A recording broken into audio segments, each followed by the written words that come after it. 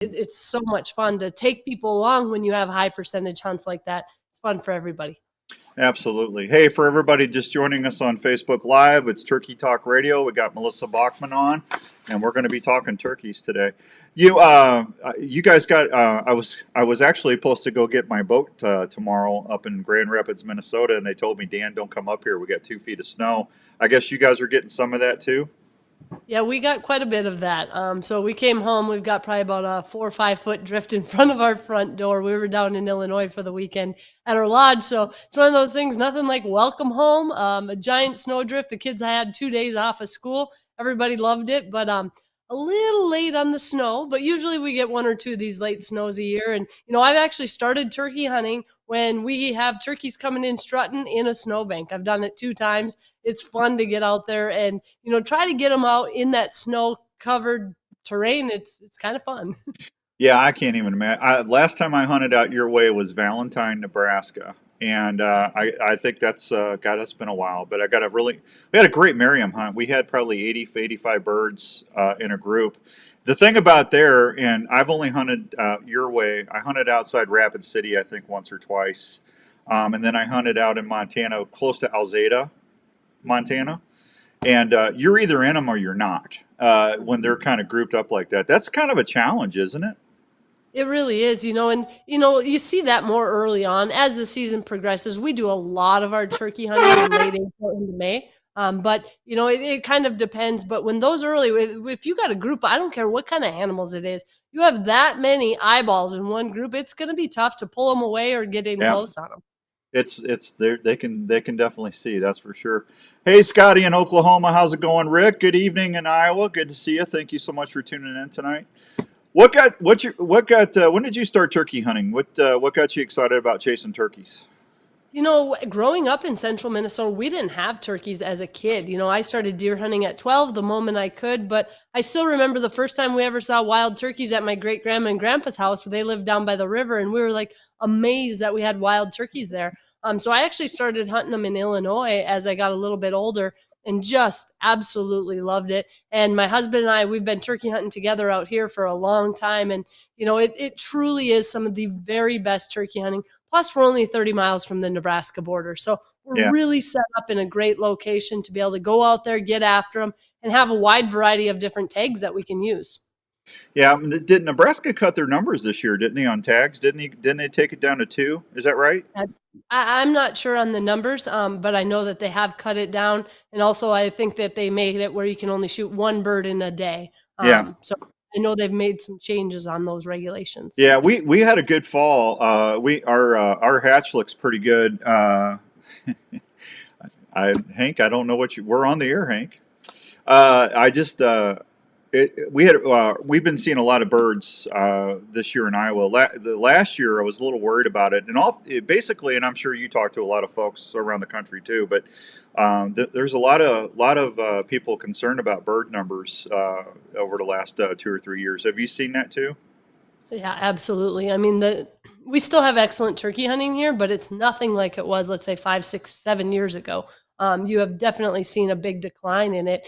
And, it's hard to know what the reasoning, what it really is. But I know that there's some biologists, even in our area, that are coming in, netting turkeys and putting these little backpacks on them so that they can learn more. And I just love seeing that type of thing. So that way they can get to the bottom of what's going on with the turkeys and, what can we do as hunters and conservationists to try to help those turkey populations continue to grow so our kids can have the kind of hunting we have. Yeah, absolutely. So, shotgun, bow, what's your preference? All of the above. All of the above. That's all right. That's all right. I got. Have you? One of the hardest hunts I ever did was a muzzleloading shotgun hunt, and that's when I first moved up to Iowa a long time ago. And man, I tell you what, you shoot and you can't see for 5 minutes because you're hoping you hear the flop, But have you ever done muzzleloading shotgun? No, I have not. I filmed someone in Iowa doing one years back, Yeah. but I have not. Usually I just use my Winchester shotgun or I shoot them with a bow. Well, We usually mix it up about half and half. Yeah. So, that's just what I've done. But I did film one many years ago.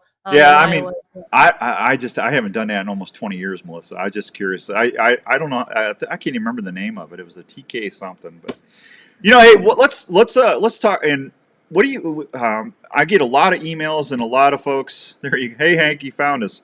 I got a lot of folks talking about the TSS shot, and I am. You can take. I'm more of a bow guy or bow person. I've just that's been my preferred method of hunting over the last 30 years. But I'm not really up on the guns like you are and some of the other gun enthusiasts. I mean, I can load them and clean them. That's about it. But I can't tell you all the greens and stuff like that. But what's your opinion on the TSS? I mean, I'm seeing a lot of people gravitate to a 20 or a 410 with that TSS shot. Yeah, I think there's a lot of great options out there for people. Personally, a lot of times what we use, I use the Longbeard XR. A lot of times I'll shoot a 12 gauge and I'll shoot those 3.5-inch shells. And yes, there is a little bit of a kick, but I actually did a video where I took them and I shot it at 20, 30, 40, 50, 60, and 70 yards Uh and huh. showed one shot on the pattern all the way through. And it is so amazing to see what they have done with the Longbeard XR is a much more reasonably priced ammunition where what you can do now, I'm not saying go out there and shoot turkeys at 70 yards. That's not what we Yeah. do. We like to get them in as close as possible, but it is pretty impressive to see what they've done. Now last year I was out turkey hunting. I think it was 2 days before I gave birth to Bella, our little girl.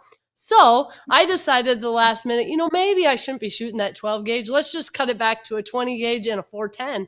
And I shot a couple of turkeys with those, and it is unbelievable, how well things work. But I always think it's important, whatever you're going to use, whether it's TSS, whether it's Longbeard XR, take that out and pattern it. Because what I don't like seeing is people thinking, well, I heard this stuff's amazing, just going out and shooting it, having no idea what it does with their gun, with their setup. So we get turkey targets. If you don't have turkey targets, we've drawn little fake turkey heads, and set it out there and shoot it at a couple of different distances Yeah. so that way what it can do. That way you're not wounding animals or making bad shots. And like with the 410, we wait for them to come in nice and close. All our shots are usually 20 yards and in, but it adds to the challenge of the hunt, and it's something we really enjoy.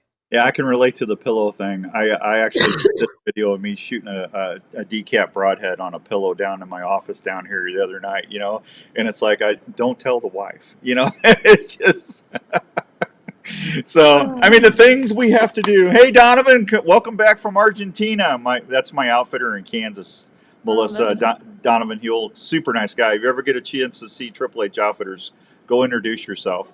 And maybe we can get you in there and get Philip Vanderpool out. I'd rather spend a week with you in camp and your husband than Philip. I can tell you. Philip's gonna be very mad at you. Oh, I've been trying to get him out. He got in there. He met Donovan. Donovan was helping me film a long time ago in Iowa, and we went over to another friend's place, and Philip was there filming, and Donovan was over there, and Philip was trying to teach him about white balance and neutral density and all that stuff, and ever since then, Philip, in hunting season, he just lives at Triple H, so he's ingrained.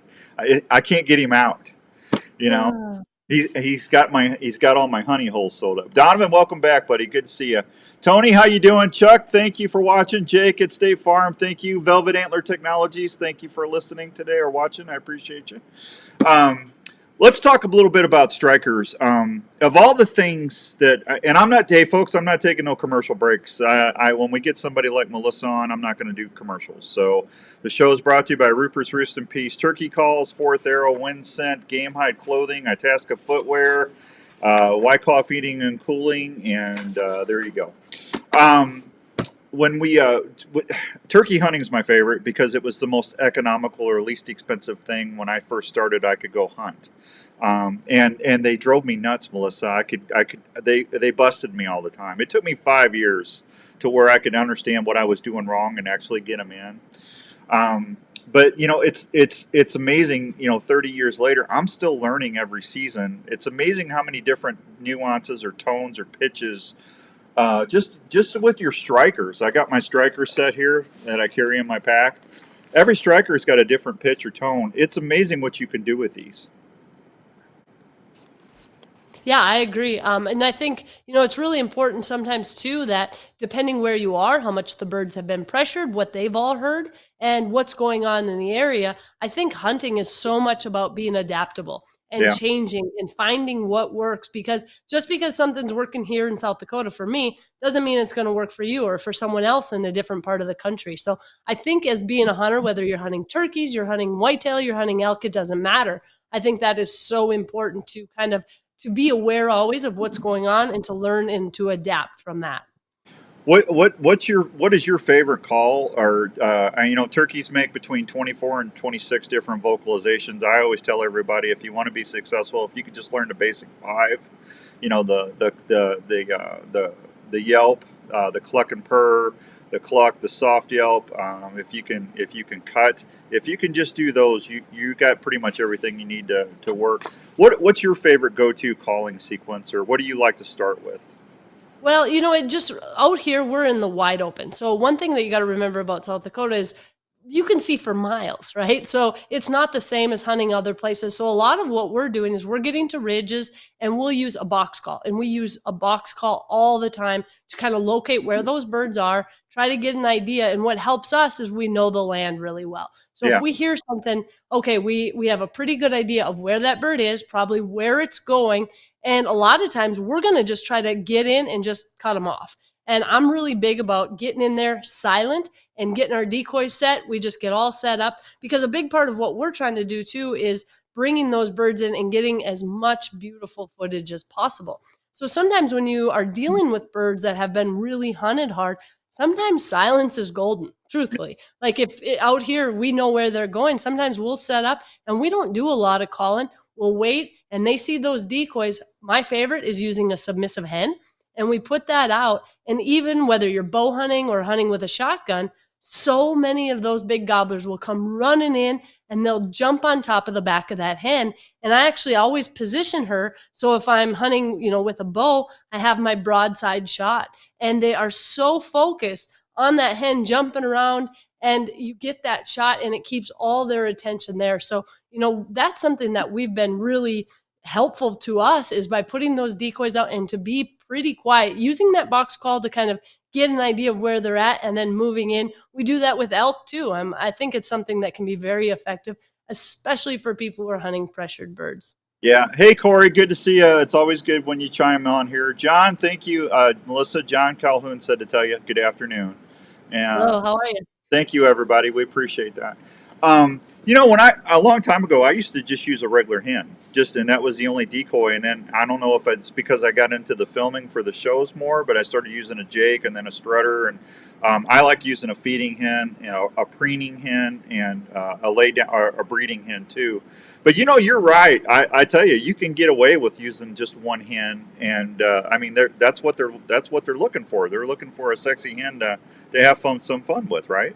And honestly, a lot of times we'll put a Jake out as well. We have Yeah. Jakes in multiple different positions, but it's pretty much always that Jake submissive hen combo is there. The one challenge that I find with the submissive hen that's laying down is sometimes if we're hunting and the grass is a little They taller, can't they it can't can see it. be really hard for them to see them. Yeah. So, if you've got an area that's shorter, we like to put it there, but that can be a challenge. So usually we've got, we look like Santa Claus out there, right? With a big bag of decoys, deciding what you're going to use for that setup, because you really, again, it's about adapting. It's about learning what works in that area. We bring the strutter out, but we don't bring him out all the time. I use a Jake way more often than we do with the strutter. Part of it, it's like carrying a beach ball, right? They're pretty Yeah. big. Yeah. And we almost always keep a fan with us, because out here, you got to check your state, make sure it's legal, and make sure that you're safe.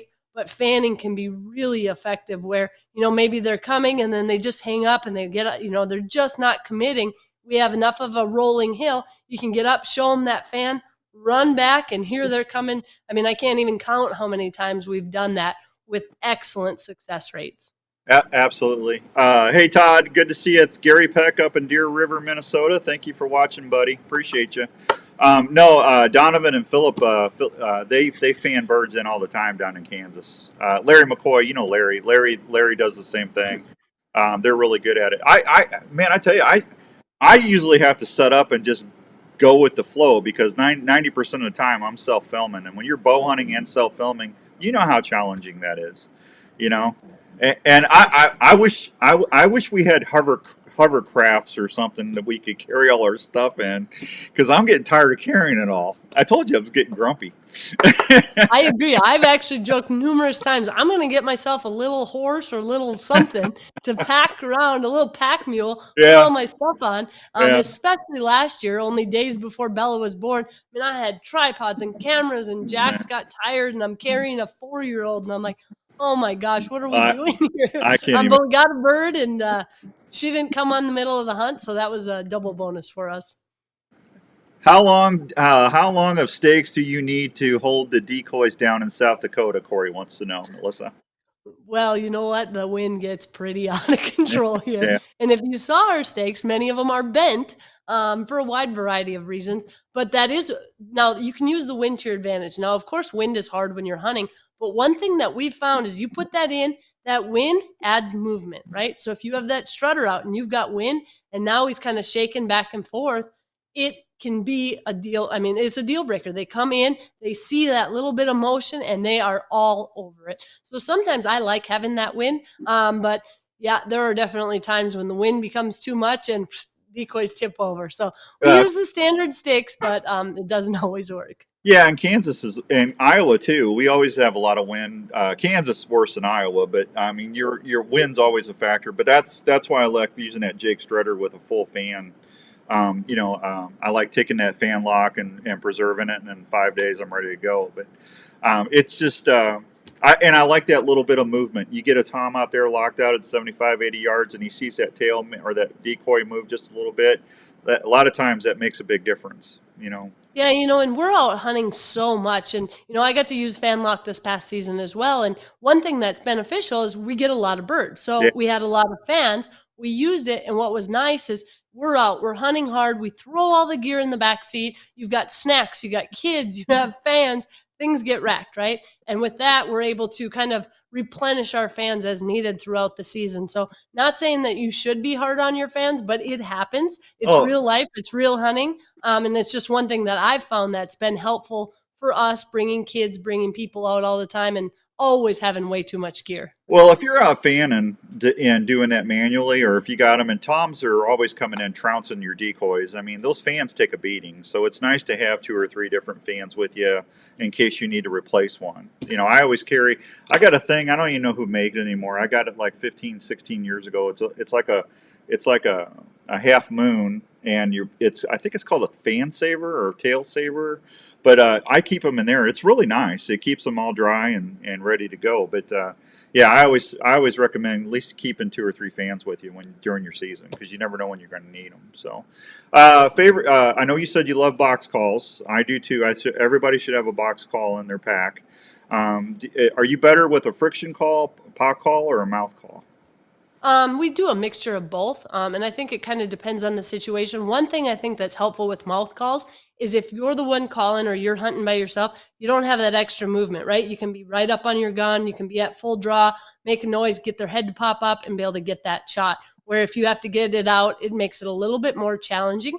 But if you're back and you're the one calling, then it doesn't really matter. So, usually it's myself, my husband, sometimes my brother in law, cameraman. We've got all of us in the field, everyone's calling, doing different things. And it really, in my opinion, makes it even more realistic because everybody has, a little bit different ways they do things. My cameraman's always got a mouth call in. My husband's always got one, so we're always out there doing these things and just kind of playing it by ear, seeing what works. And we've worked together so much that I think sometimes that can be some of the most effective ways to watch what the turkeys are doing. And if you do get one, going right into that fight purr and bringing them right back.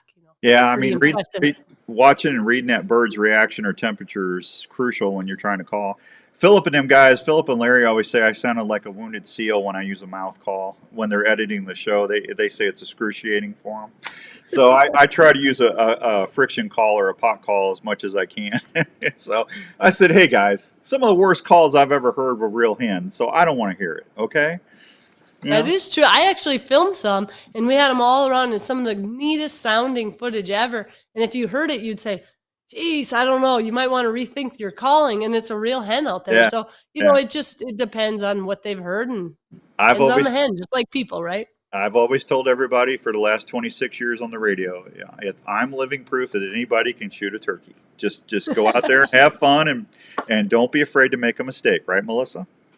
That is true, and the biggest thing is turkey hunting is so much fun. I mean, Yeah. I feel like it's one of those things you're not going out, you're not judging a buck. Oh, is he 4.5? Is he 5.5? Should I let him grow a year? If a turkey comes in with a full fan, he's a long beard, he's getting shot, at least with us, right? Yeah, So absolutely. it makes it, I think, as much fun as deer hunting is watching them and knowing what deer or what turkey hunting.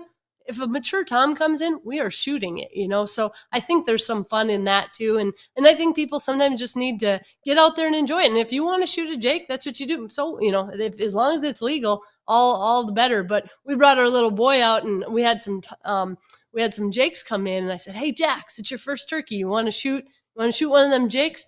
"We don't shoot any jakes in this house." I said, "Okay. We'll Hey, wait." I always We tell got a big everybody, tom. and that's a great. You're bringing a great point. I've always told everybody it's your tag, it's your hunt. We are all at different places in our hunting careers, or we all are different places in the amount of time that we have to hunt. A lot of folks, if they get 5 6 days a year to go hunting, they're lucky. So I always say, don't let somebody else tell you what your tag is. If it gets your heart pounding, your knees shaking, that's a trophy. And Absolutely. and I hunt to eat. That's why I'm a fat, grumpy old guy. But that's what I want. I want them turkey chops and loins and breasts and legs and all that stuff. And I mean, you've been doing this for a long time now too. I just think that's the best message we can all send as outdoor communicators is hunt ethical, hunt the right way, and enjoy yourself. Everything else is just gravy on the biscuit. And you show that to others and it comes through. For us, I get more enjoyment out of watching other people come along, and watching my son's first turkey and taking kids Yeah, out and seeing that excitement in the field. None of us care which person's shooting. It's just the entire experience is fun. And to me, I love getting amazing turkey footage. So that's a yeah. big part of it too, to see how many cameras we can have rolling and see how good the footage is. And then there's certain times, like before we had Bella, let's get a turkey. Let's see if we can get this done. I'm not going to film 5 minutes of it. This turkey comes in, I'm getting shot because we may not have a lot of extra time. So, I, I like you can said, each I can situation is different. I can see why you like Philip so much. That guy carries 50 cameras with him at all times. I've never seen so many cameras in a place in my life. He's crazy. Blaze said to tell you hi, Melissa. Oh, well, hello, Blaze. How are you? Yeah, Blaze, thanks for watching today. I appreciate that. Hey, what do you recommend as far as out in South Dakota? I don't get to spend a lot of time out there. I was hunting and last 2 3 years ago. I shot my first muley finally, and that was cool. I got a velvet millie. When people go out west, what should they when they're looking at going on public land or booking them with an outfitter? What do you recommend for them to look for out west? First off, you got to make sure you can get tags there, right? Yeah, Because, whether it's turkeys, deer, whatever, you can get permission on some of the best places. You can't get a tag there, doesn't do you much good. Secondly, is, kind of come up with a budget and figure out if you're going to hunt public land, try to do a lot of that scouting ahead of time. We use Hunt Stand all the time to kind of go through and look at areas and try to get an idea of what the terrain is like, or even, adjoining landowners nearby, especially with turkey hunting. You would be amazed at how much permission you can get. We go out every year. I'm not a huge fan of going knocking on doors asking permission, but we do it every year for turkey hunting, and we have never been turned down. Every single person has let us hunt. A couple of them were a little hesitant if they wanted to let us or not, and wondering, why we're coming to ask permission. But in South Dakota, it's county based, right? So right. if we get a couple of tags in a county we don't own land in, well, we got to go ask permission or hunt public ground or whatever you're doing. So, but we've had excellent luck, and we use those apps so that way you can see who owns it. Make sure you're going up to the right house asking permission. And like I said, it's not my favorite thing to do, but it is very effective. So I think if someone's coming out west to look for a place to hunt, one, come up with a budget, figure out if you're going to do it in outfitter or, if you're going to hunt public land, do your research ahead of time. And then also find out about the pressure in the area. Even if you get there a few days early, sometimes going to the local coffee shop's the best thing you can do. Ranchers come in, everyone's sitting around. You can say, I'm out here, hunting. Do you know of any place that has good turkeys or good deer? Sometimes they'll say, well, yeah, I got 10,000 acres. Why don't you stop on out? And the next thing you know, you have a new friend for the next 20 years to go hunt at their place. So Yeah, that's a awesome. big part is showing responsibility too, is that you're not going to leave gates open. You're not going to tear up their property, and making sure that people know and understand that, I think, is very important. Absolutely. Always leave the place cleaner than you find it, and just be respectful. That's a great tip. Hoyt, good to see you, buddy. Hope things are good out in the East Coast there, pal. Thank you for watching today. All right, it's time for the Onyx and Rupert's Roost and Peace turkey calls. You make the call, Mellisa. This is a question just for you. You got a gobbler out at 94 yards. He is strutting and locked in, and every time you call, he keeps answering, but he's not coming any closer. What do you do? Well, in that situation, what I'd do is I'd send my husband back further behind me, have him keep calling, and I'd belly crawl up to that turkey, and I would get into range, and I would shoot that turkey, whether he either comes to that call or I get to him first. That's what we're doing. I'm not sitting and waiting. Okay, so if you got somebody that's actually stuck, they can't move because they're in a hub blind or something. What's a good tip for them to try? Get out of the blind. Get out of the blind. I'm just a big fan of. There are birds Yeah. that will sometimes hang up, Yeah. and sometimes there's a reason. Sometimes I'll just quit calling. Right? If you can't move, you're in a situation. Quit calling. Let them be. Sometimes they'll kind of wander off.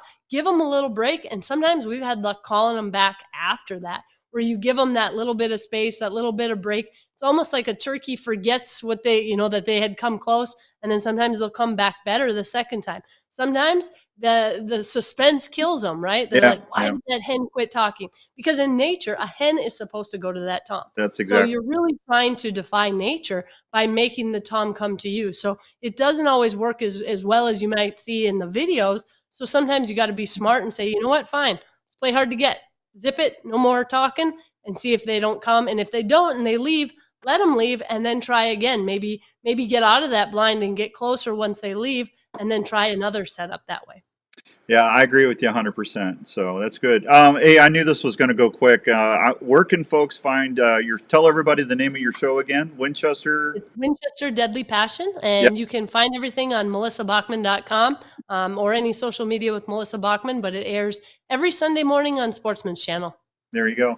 I'm going to tell you this before I leave, and folks, I mean this from the bottom of my heart. It makes me feel so good to see an outdoor communicator like this young lady here doing what she's doing, and I know when I hang up the microphone here in a few years, I know the industry and the sport of the outdoors is in good hands. Mellisa, thank you for being a great outdoor ambassador. Well, thank you for all the kind words. I sure do appreciate it. No, and next time I have you on, we're going to talk antelope because I see all those goats behind you on the wall. I think I think I've gotten 2 or 3, and I want to get one more before I hang it up on TV. So next time we have you on, I'm going to get a bunch of advice from you about antelopes. Okay? Do it spot and stock with a bow. It's my favorite way to do it, and it can be super successful. So we'll talk about that later. We'll talk about that, and next time we have you on. Hey, have a great and safe spring, and good luck with everything. Okay? Thank you for having me. I appreciate it. Bye, Mellisa. Thank you. There she goes, folks. Mellisa Bachman, really, really nice lady there. So, hey, I tell you what, let me take a real quick break. I'm going to come back. I got to announce the winner of the Bait Caddy contest. And let's see, where is I've lost. There we go. And I also got some outdoor news for you before we hang out and get ready to go to Buck Talk Radio. So hang on. I'll be right back on the Turkey Talk Radio on the Outdoor Call Radio Network. With maps of all public and thanks, Mellisa. I really appreciate you. GPS without service. Have a great day, okay? Yes, take care. Thank you. Bye-bye. Has just released a bunch of new features to help you on your next hunt.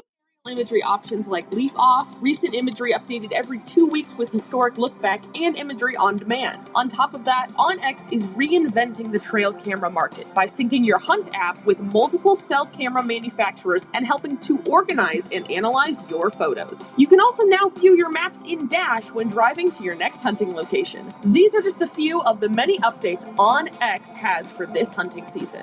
Try OnX Hunt free for 7 days or go to onxmaps.com/hunt and use code X for 20% off your new OnX Hunt membership. Try OnX Hunt free for 7 days or go to onxmaps.com/hunt and use code X for 20% off your new OnX Hunt membership.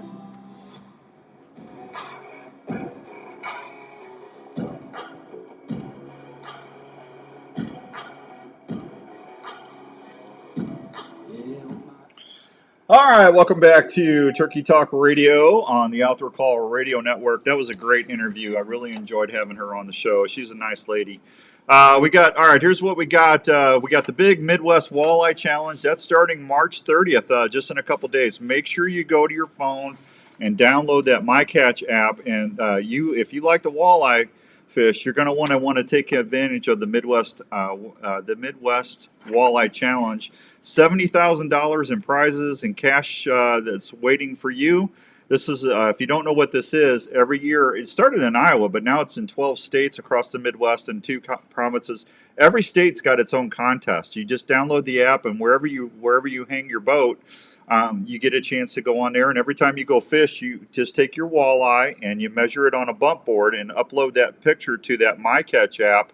And the people that are running these contests share that data with the state local fisheries so they can keep track of their walleye. And they know what to do as far as stocking and all that other fun stuff. So go check it out, and I'll tell you more about that on Saturday. We got the big outdoors day at the Iowa Cubs. It's going to be May 10th.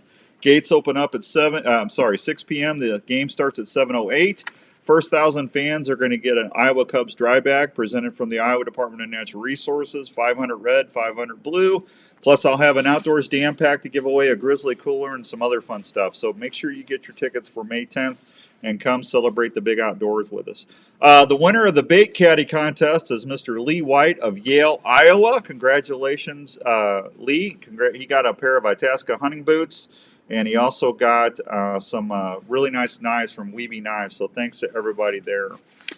And let's see. Soldier Boy Jerky's got some new stuff out. Go check them out. Soldier Boy Jerky on the web. You can order how many bags you want, what size bags. What a great snack for the turkey blind. And tell them thank you for sponsoring the Outdoors DN Radio Network and everything else. So I just got news that my guest canceled at 7 for Unknown Files, so we're going to have to reschedule that show. So no Unknown Files tonight. So sorry about that. There's not much I can do on that, but we'll hopefully be back and do that next week. I think I got everything in there. I got the winner. I got that. We had a great interview with Mellisa. I told you about the Outdoors Day. Ray's Marine is going to have a big open house next week. If you want to check that up in Grand Rapids, Minnesota, that's where I bought my Lund. And go see Eric and tell him thanks for helping with the Outdoor Call Radio Network if you live up in Minnesota. Ray's Marine, Eric, the general manager. If you're looking for a boat, go give them a call because they'll save you a ton of money. And then Skippy Peterson told me they're going to have a big new open house at Gearhead Archery. Skippy's going to be opening up in his new place. Yeah, sorry, Rick. There ain't much I can do about it when they cancel. Thanks, John. I appreciate that. Very kind of you. I got turkey in Virginia. Yeah, there you go, Hoyt. Hoyt, I can't say that stuff on the radio, man. Come on. And not that you did anything wrong. It's just I don't want to say that on the radio. Thanks, John. Thanks, Rick. I appreciate that. Skippy's going to have his brand new his headquarters in Wisconsin, and I'll give you the dates and the time, but he's going to have some specials going on with Gearhead, so I'll tell you about that. All right, I got to get out of here because Buck Talk Radio is starting. I'll see you soon. Let me say goodbye to all my friends on the Facebook live stream. Thanks for Imperial RV helping me with that. We'll be back again next time on Turkey Talk Radio. Thank you to Mr. Rupert, Todd Rupert, that is. Todd Rupert. Do a little James Bond there. Todd Rupert. At Rupert's Roost and Peace Turkey Calls and all the fine folks that help you bring the shows on the Outdoor Call Radio Network. I'll see you soon. If you need me, give me a holler. Otherwise, good night on Facebook, and I'm going to tell everybody good night.